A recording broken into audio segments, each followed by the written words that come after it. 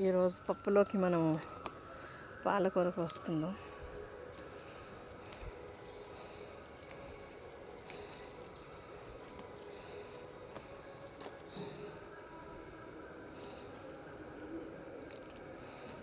ఇలా ఎప్పుడైనా పాలకూర లాంటివి ఎక్కువ సీడ్స్ కాకోకుండా ఇలా ఒక్కొక్క కుండీలోనూ ఒక్కో సీడ్ వేసుకోవడం వల్ల మనకి అది చెట్టు బాగా పెరిగి బుషిగా ఇలా కాస్తూనే ఉంటుంది అన్నమాట.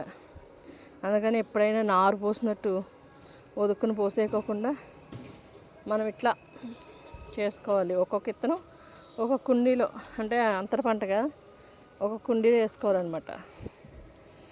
దానివల్ల మనకి ఇలాగా ఒక ప్లాంట్ నుంచి ఇంత పాలకూర వస్తుంది. బుషిగా వేయడం వల్ల దానికి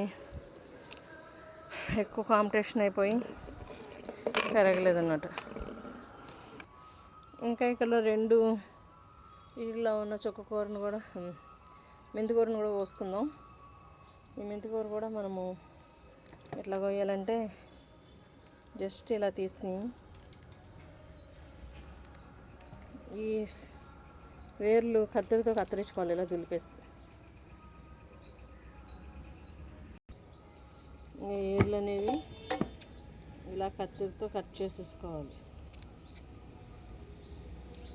అప్పటికి మనము ఇలా బౌల్లో వేసుకోవాలి.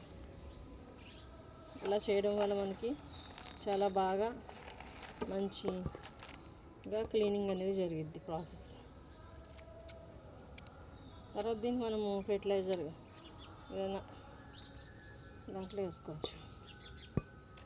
ఇలా ఇదంతా తీసేద్దాం.